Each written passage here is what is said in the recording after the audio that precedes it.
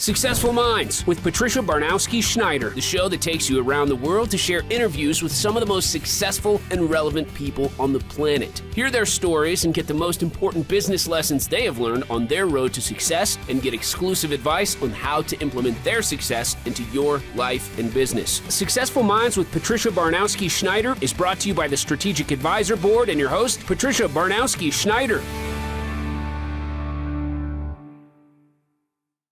Hey, hello, and welcome to Successful Minds. I'm your host, Patty Baronowski-Schneider, CEO of Christine Advisors.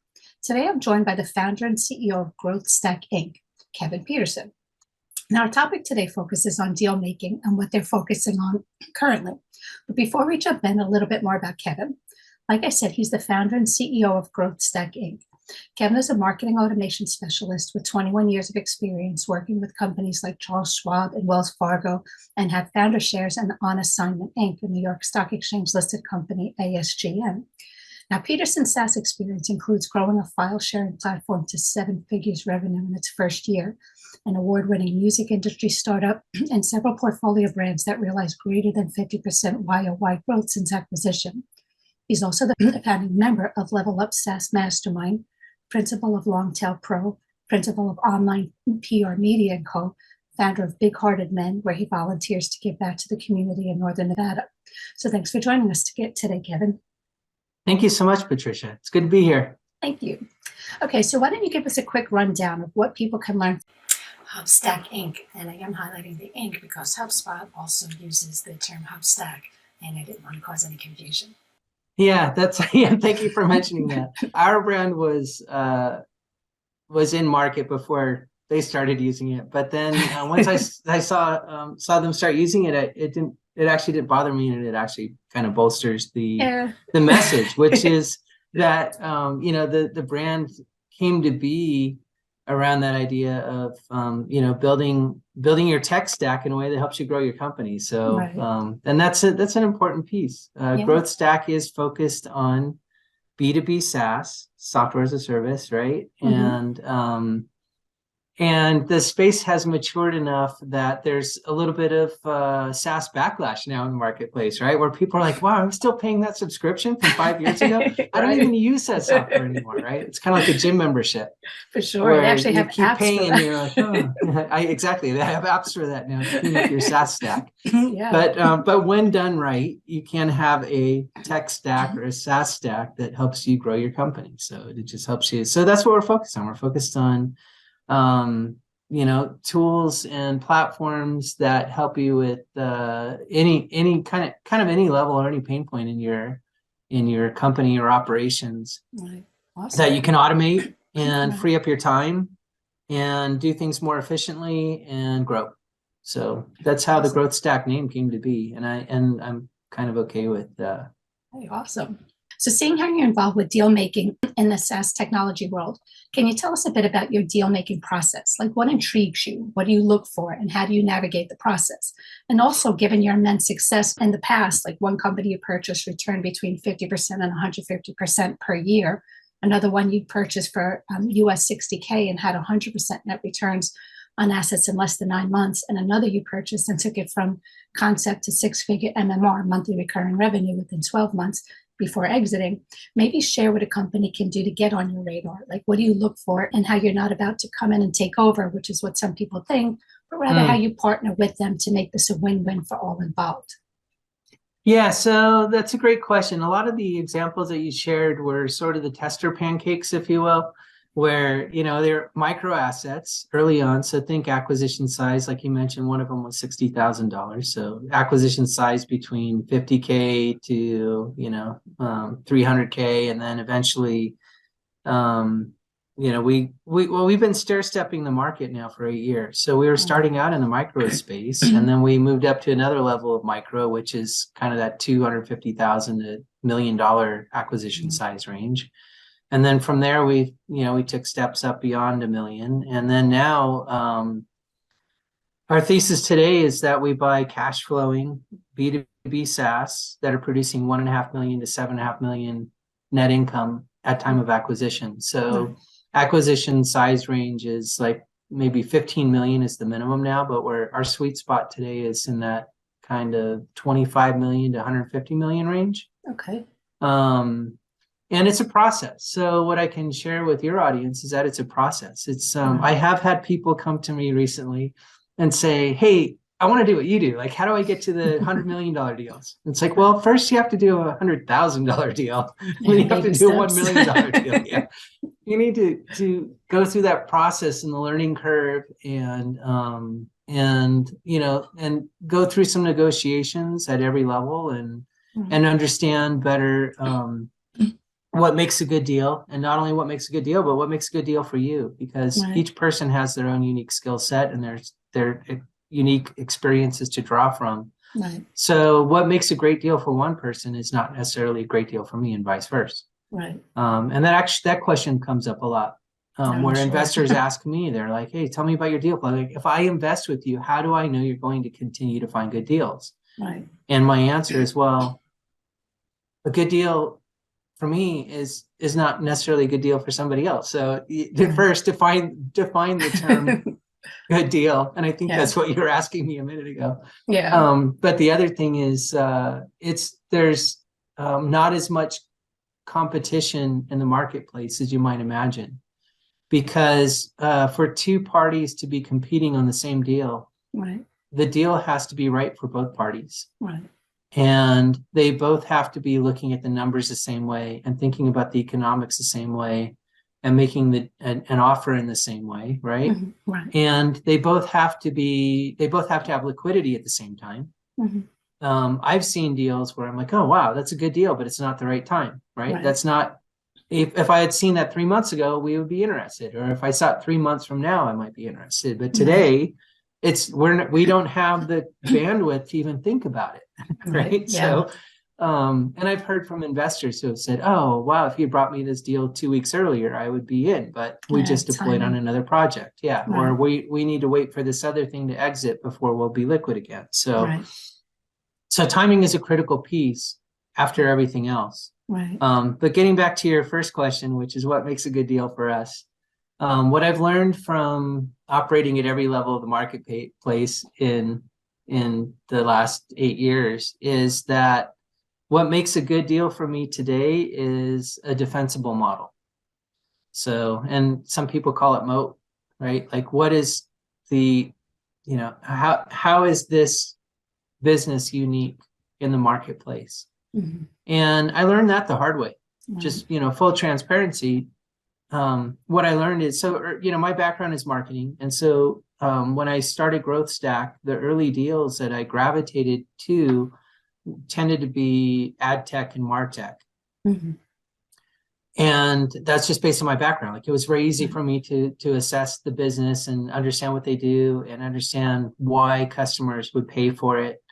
But the challenge in ad tech and martech is that, generally speaking, the business models are very easy to knock off. Mm-hmm. So as soon as a new ad tech platform has traction in the marketplace, almost immediately you have cheap knockoffs from around the world, right? There are places in the world where, the average wage is $500 a month US. Right. And some highly educated and skilled developers can afford to take a competing product to market for very little investment. Right. And even if they only, if their competing product only offers 10 or 15% of the functionality, but they can offer 10% of the price, they're going to get market share. Of course. And that's okay. But it's a challenge for ad tech and martech platforms to stay relevant in a marketplace where they start getting their customer base gets eroded by competitors quickly. Mm-hmm. So what is most important to me today is a business that we're looking at acquiring has to have a high barrier to entry, and it's not just money. It could be technology or expertise. Right. Like, this founder is uniquely qualified to start that business and run it, and it's not going to be easy for somebody without his or her 20 years experience in that space.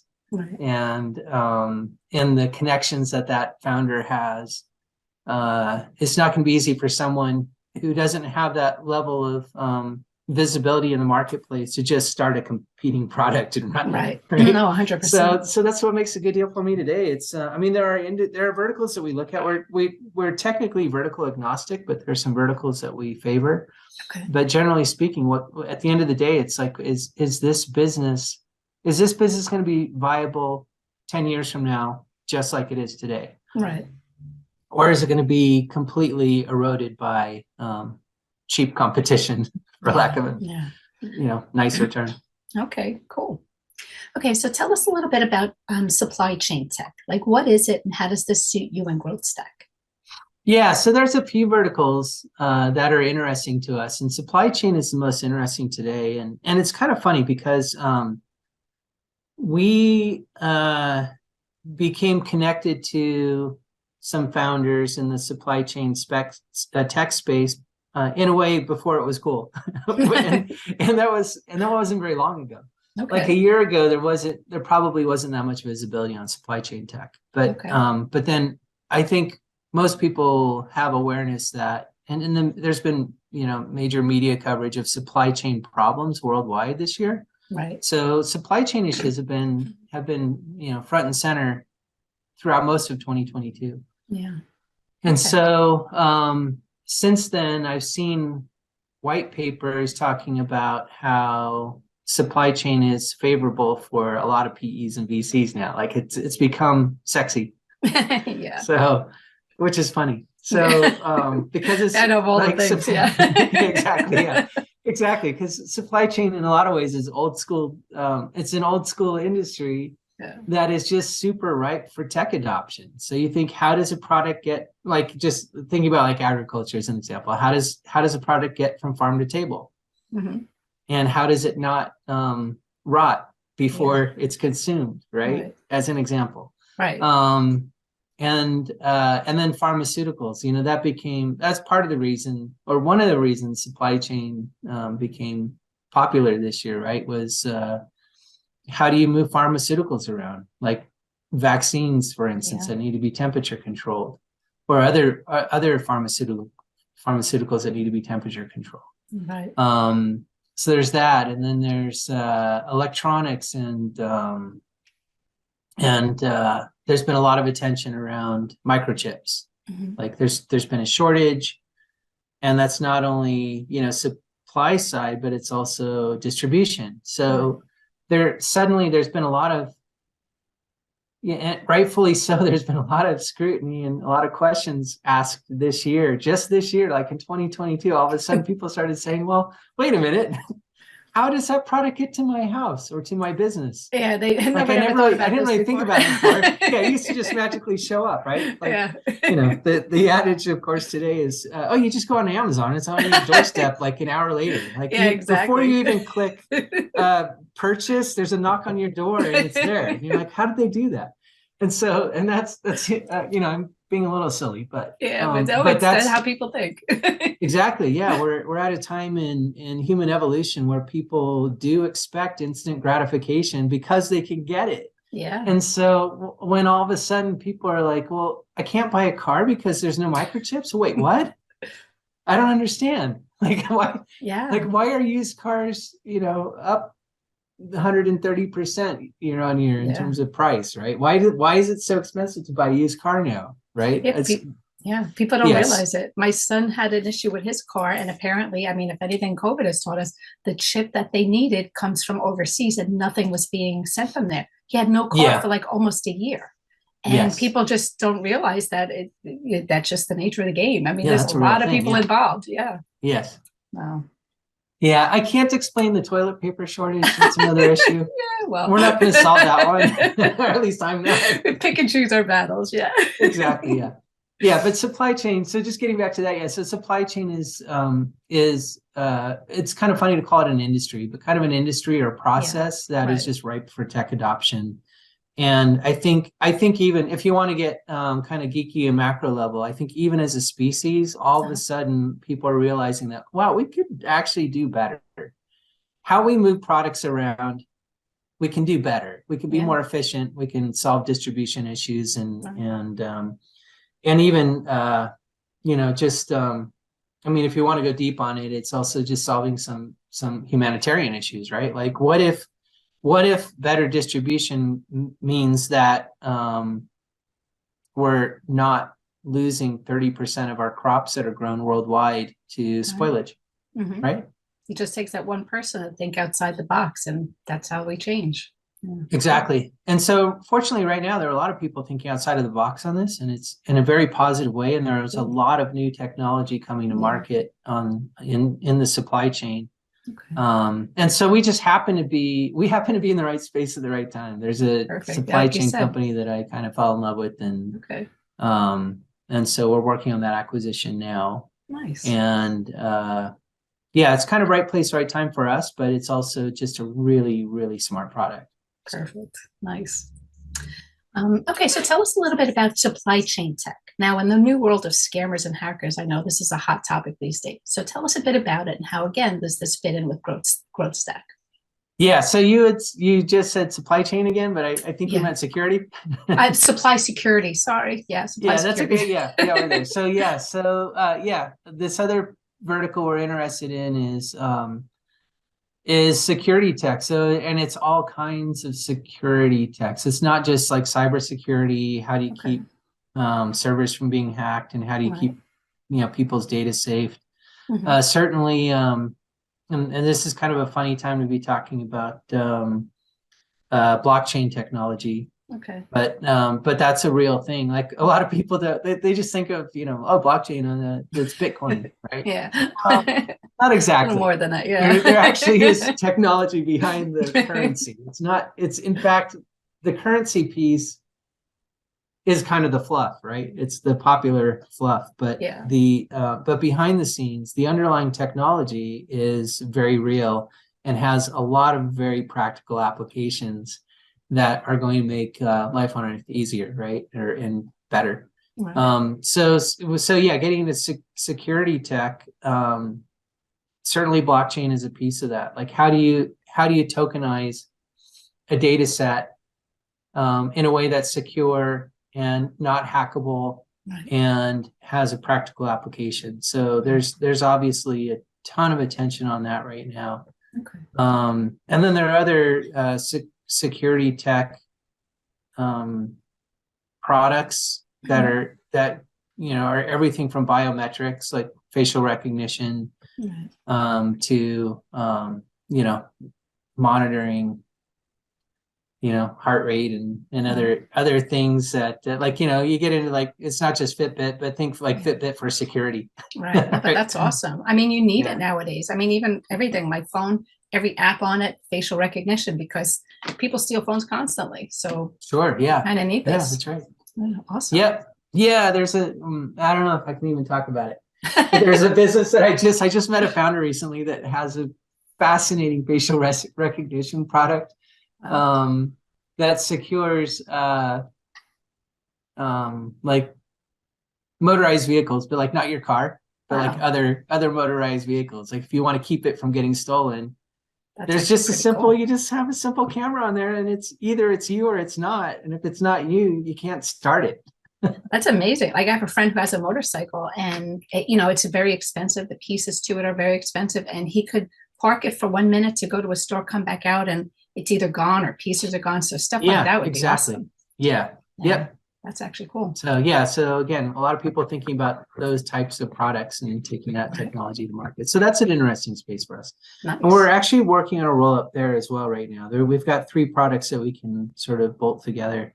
Nice. That are where each of those products are very different, but complementary, synergistic. Nice. And specifically for security. So and those products are going to be more for, like, think about like crowd security. So like concerts and ball games and any places where people gather in large numbers. Right. We can improve security of those events just by putting together a few pieces of technology that are already available. That's awesome. Nice.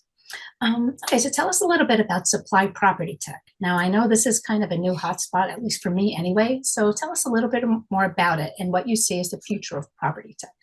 Yeah, so the easiest way to kind of frame that is, think Zillow, right? Zillow is probably the early tech and the most well recognized. That's obviously a recognized brand, a household name, right? Zillow. Right. People know, oh, Zillow, yeah, you go on there to see how much. I go on there to see how much my neighbor's house is worth. Right. Yeah. Right? People That's do the it, but yeah. the number one use case is, oh, I just met my friend so-and-so at a luncheon and I wonder what their house is worth. Or they just bought a new house. I wonder how much they paid, right? Right. So curiosity gets the best of us, and that's the use case for Zillow. But there are other property tech products that help make everything about property ownership and management more efficient and more streamlined. So think about products that help investors find better investments in the marketplace without Zillow actually buying their own inventory. Right. That's another story entirely. But so friendly property tech where the platform is providing intelligence to the marketplace. And then other pieces of that relationship. So somebody buys let's just play this out. Like somebody is looking to buy a multi-family property as an investment. Right. So there are tools that will help them find, a good value. Okay. Or again, something that's right for their thesis, right? The right property for them. Then once they're in, there are now property tech tools that will help them manage that property. And it's everything from streamlining how utilities are tracked and billed to tenants, or how it's making it more efficient for both the owner and the renter. Right. So there's a lot of, again, it's just another space that's as old as money. Yeah, right? people need it, but they don't realize what's all involved. So this kind of helps Exactly, it could be streamline so it. much more efficient. Yeah. And then taking this full circle to the blockchain application, there should be blockchain applied to every aspect of real estate transactions. Like there's no reason anymore. And I'm sorry if any of your listeners work for a title company or title managers, but I mean, really, there's no reason to pay a title company anymore to do research on the title history on a property that may be wrong 15% of the time. Yeah. Right? Yeah. If it's blockchain, that token follows that property forever. Yeah. And all of the transactional history is built into the blockchain. Wow. So that's just one example, but the whole idea, like we just taking it full circle again. So at GrowthStack, we're all about finding things that help industries act more efficiently, and grow in a smarter way. So no, this is great. I mean, it's basically how everything evolves. You some things evolve, but not necessarily for the better. But this definitely is putting people in the better direction of how to function as a business. Yeah, exactly. Nice. Yeah, and that's what excites me, right? I mean, well, I'll just share. So the thing that I love about my job more than anything else is I get to meet super smart founders from around the world every day. That's nice. I love that. Yeah. And what excites me is when I meet a super savvy founder who says, hey, this is my background experience, and I noticed this one problem in this one marketplace or with this one process. And I started investigating and I figured out we can do a lot better. Right? And I built a product for that. So here we are, right? So I love it. I love hearing those stories. I love meeting people that had that spark of inspiration and that vision and innovation, and they were willing to step up to the plate and say, you know what, I'm going to fix this. Somebody needs to fix it. It's going to be me.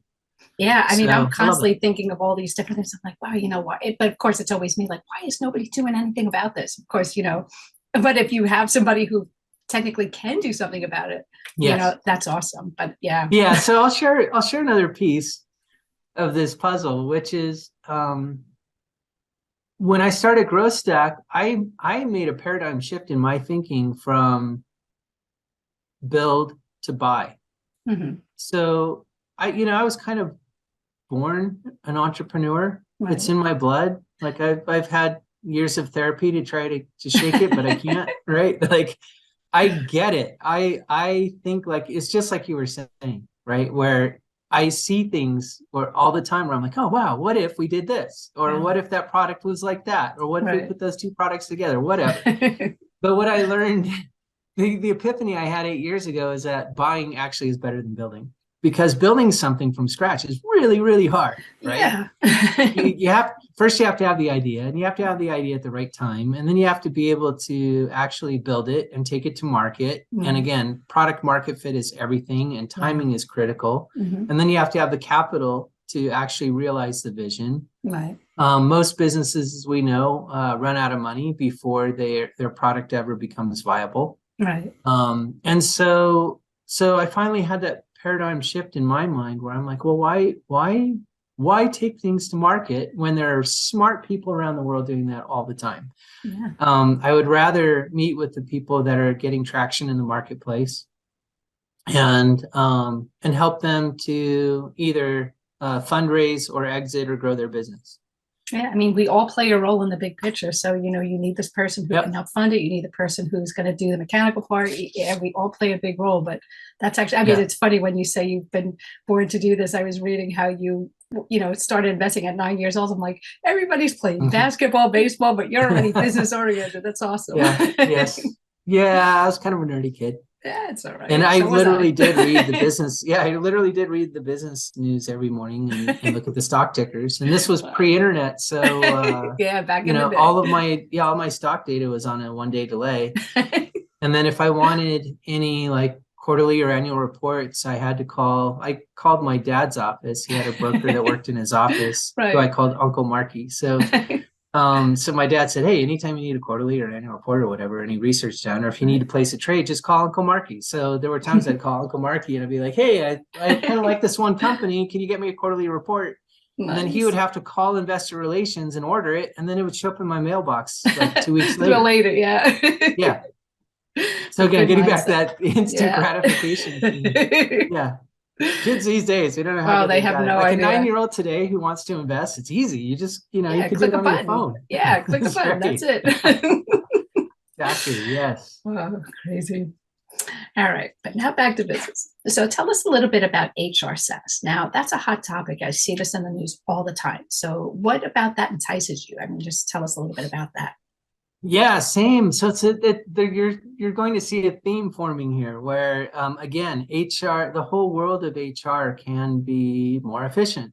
And again, blockchain can be applied to HR as well. So think about, and this is going to sound a little creepy and Big Brother-ish, so sorry in advance, but like your career can be tokenized so that instead of just having a resume where you're like, oh man, I want to change jobs, but I haven't updated my resume in 8 years. Yeah. What am I going to put on it? What's relevant? And any career counselor will tell you that you should have a different version of your resume for everybody you meet, right? That it should be tailored. Every time you send it out, you should tailor it for that job or that person. And it's hard. People, they don't like to do it because it just feels uncomfortable. It's like, oh man, I'm talking about, a lot of people are like, I don't feel comfortable talking about myself. And like you're finding that balance between sharing relevant information and just patting my own back, like it's hard. Yeah. And so if it's tokenized and such that your work history and your pay history and your skills and certifications are all, are transferred from one party to another in a much easier way, that's a win. Yeah. It helps employers and employees to connect better. Right. So that's interesting to me. And we are working on an HR SaaS transaction now. Nice. It's definitely an interesting world we're living in. Yeah, it is. Yeah, it's funny. Technology, they talk about how like technology doubles. I can't remember the person who contemplated this or had this as his thesis, but he was talking about how, it took 10,000 years for technology to double. Then it was 5,000 years, and it was 2,500 years, and so on. And now it's like every 3 days or something. I was going to say, like every week there's something new. Exactly. Yeah. So we're in an interesting time. Yeah. Both in business and in just human evolution, where it's just staggering to think about how far we've come in 100 years and how far we've come in even the last 10 years. And so it makes it hard to imagine what the next the next 100 years are going to be like, but it's pretty phenomenal.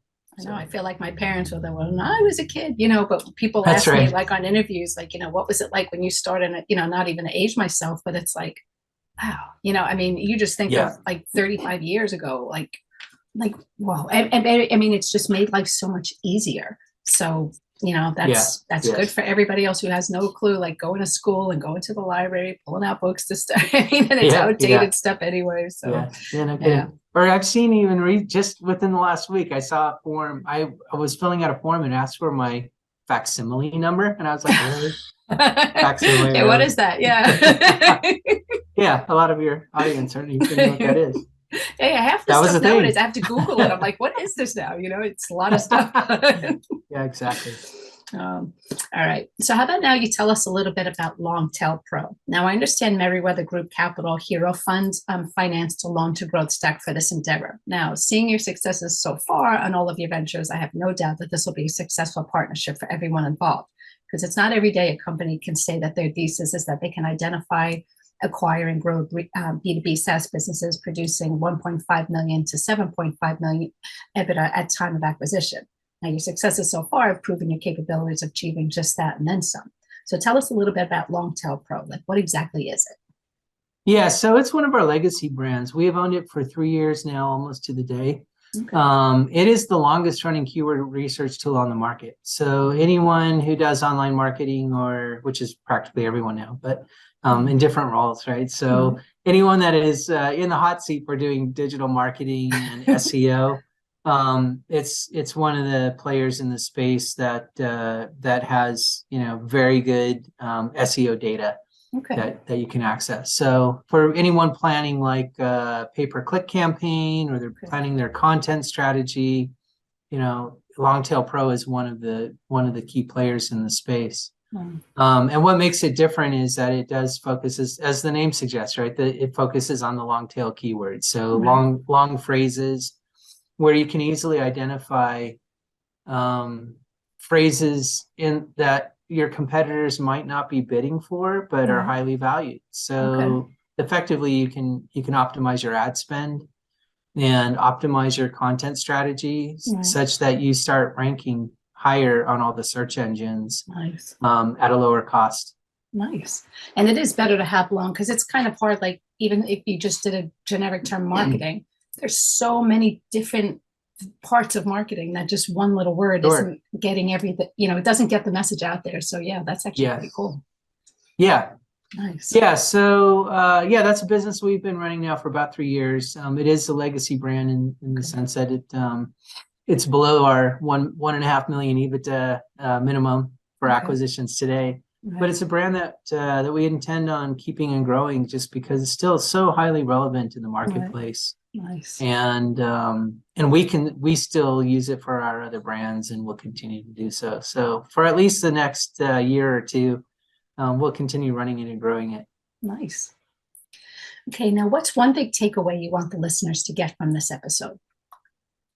That's a great question. So, the place to start, really, if you're thinking about, buying businesses versus building businesses, is the most critical first step is just defining your thesis, right? Defining what makes a good business for you, and nobody else can answer that for you.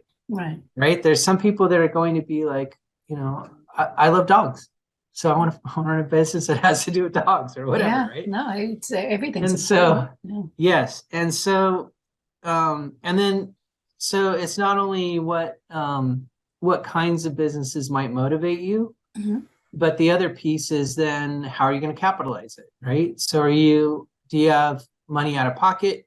Are you willing to take out an SBA loan or a home equity line or something to launch it? Are you going to ask friends and family for funding to launch? Whatever the metrics are, it's important to figure that out. And then what I've learned myself over the past 8 years is that the big private equity companies and VC companies, they don't deviate from their thesis ever, because when they do, bad things happen. Exactly. So right or wrong, once they've said, yeah, this is our mission statement and this is what we look for, that's it. Yeah. Either something is a match or it's not.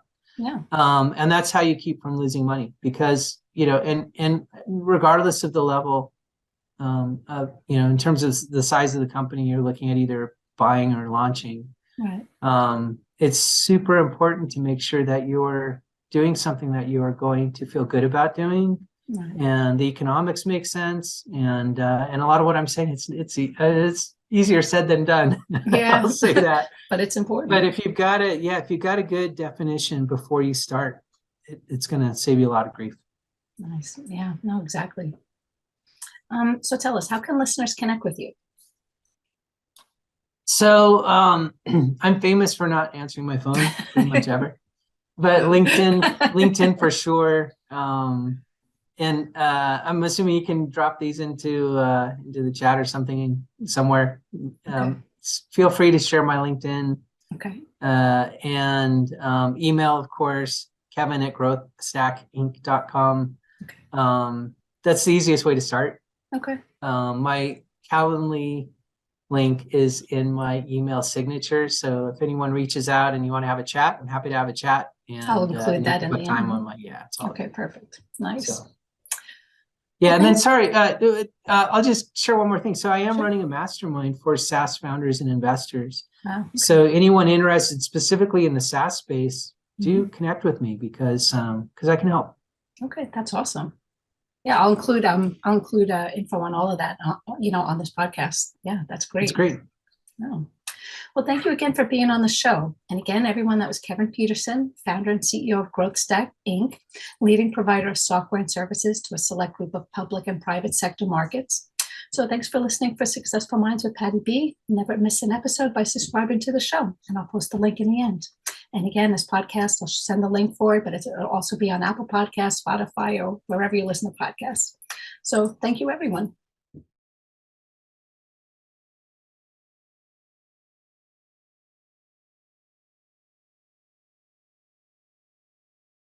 Thank you for listening to Successful Minds with your host, Patricia Baronowski-Schneider. Please leave your feedback and visit strategicadvisorboard.com to get the latest and greatest business advisement on the planet. Follow us on social media for updates, and we'll see you on the next episode.